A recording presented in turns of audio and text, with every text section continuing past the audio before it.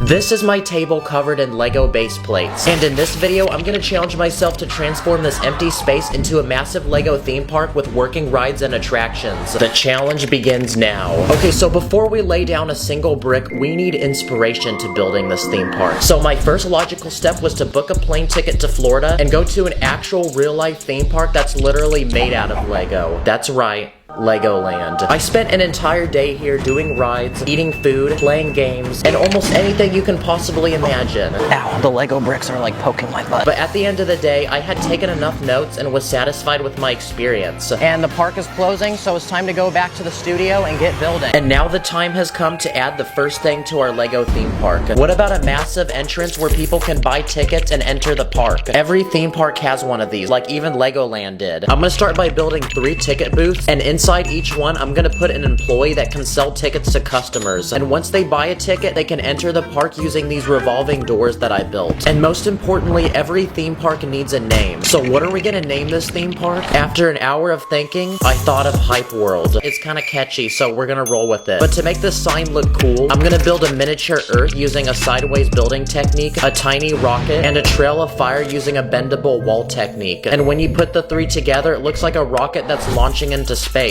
And there you go, now our sign looks really cool. As people wait in line to buy tickets, I'm gonna add 2 palm trees to provide shade, and in the very middle, I'm gonna build a luxurious looking fountain that people can toss coins into and make wishes. Worst case, if you can't afford a ticket, you can just grab money from here. And just like that, our park is ready for business, and it's time to add our first ride. What about a massive roller coaster we can put in the very back of the park? And thankfully, before this video, I ordered a bunch of track pieces, so we're gonna be chillin'. To make this roller coaster really extreme, I used a sideways building technique to add a 90-degree drop. Then to go on the tracks, I built 3 separate carts that can seat a minifig. And to make this roller coaster actually function like one, I'm gonna attempt to build a simple mechanism that will pull the carts to the top using this long chain, and also this motorized Lego piece which hooks up to a battery and can actually rotate. Okay, here we go.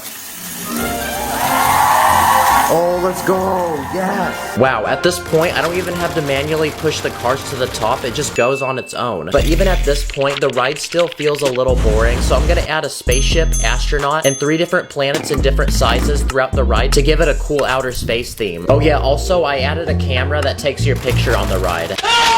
And just like that, our first ride for this theme park is completed, but we just started and we need to keep adding more rides. What about a Ferris wheel? I'm gonna put it on the left side of the park next to the roller coaster. I'm gonna add 4 passenger seats, then another motor to spin it, that way I don't have to. Okay, let's see if this works. Let's go! And there we go, now we have a second ride that can help bring even more people to the park. Nice. What about a ride where you sit in a chair and swing above the ground? I'm gonna start by adding a motor on the bottom of the ride that will rotate the swings, then a larger tower with lights, and I'm gonna use this round bar piece to connect 8 different chairs held up by chain pieces, and each one can seat a minifig. Okay, let's see if it works. Okay, wow, that spins really fast, but at least it works. And at this point, we have enough rides to where we can open the park to customers. So it's time to speed build some minifigs. And just like that, now they can come into the park, enjoy these rides, and we can get that ching-ching. But while these customers enjoy the rides, we need to keep making more of them. Another ride that I did at Legoland was this one that would randomly drop you.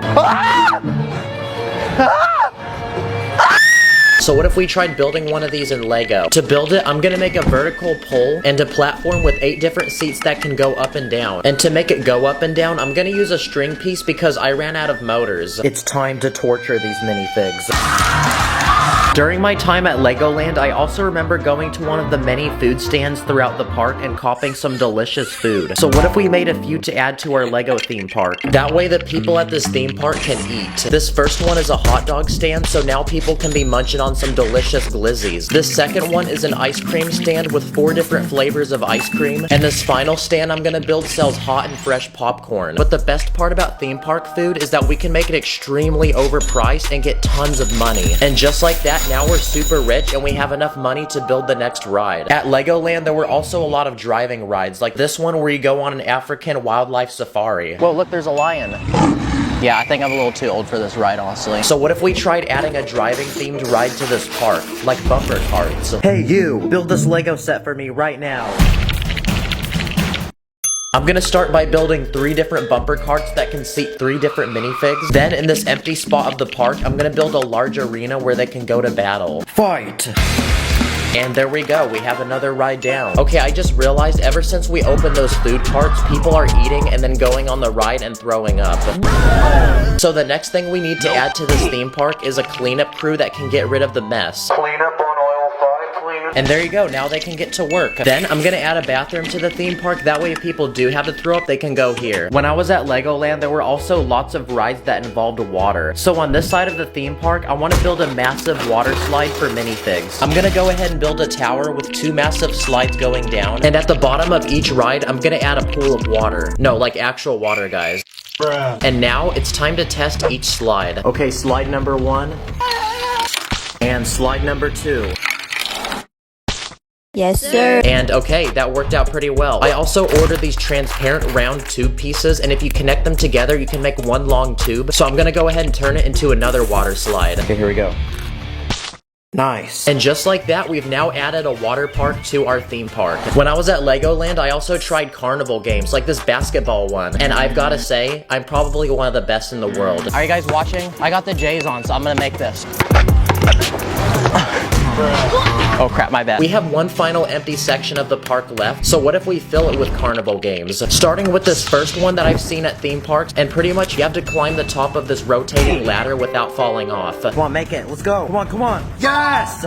Let's go! Well done. Here you go. And next to that, I'm gonna build a basketball game where you can win 4 different prizes, including a PlayStation 5 and 2 basketball hoops. That way people can shoot some buckets. But obviously, it's a carnival game, so the chances of actually winning are extremely low. So unfortunately, this guy won't be getting his PlayStation. And the final carnival game I'm gonna build is the strength tester, where pretty much you hit this plate and you try to see how high you can make this piece go. Okay, and I think the carnival looks complete now. Now at this point, our theme park is almost completed, but it's time for a quick speed round of some final touches to add to it, including garbage bins, a few benches where people can sit down, several trees to add some nature to the park, security officers to make sure nobody commits an illegal building technique, and finally, like a lot of theme parks, I'm gonna add random mascots and people in costumes. And the final thing that every theme park needs is a merch shop. Legoland had one, and when I went inside, it was full of tons of different Lego sets and other Lego merchandise. Hey yo, this backpack low-key got that drip though. Yes, sir. So I'm gonna build a merch shop in this final empty section of the park, and just like that, now we can fill it with merch. Okay, so this shop sells mugs, hats, rubber ducks, water bottles, action figures, and t-shirts. And there you go, now we have a shop where people can buy souvenirs and get dripped up in merch to flex in front of their friends. And finally, after several days of traveling and even more days of building, our Lego theme park is finally completed. Woo! It is finally finished, people. Welcome to Hype World, the most hype place on the planet. Oh my gosh, this feels so good. I can finally go touch grass now, guys. Comment below where you want to see me go and build in Lego next. That way I have an excuse to go on vacation. And thank you for watching. See you later. My heart's like a Lego set, please don't break it. I don't like mega blocks, please don't fake it. Everything is lit, yeah, everything is awesome. I build illegal tricks, yeah, and we never stop it.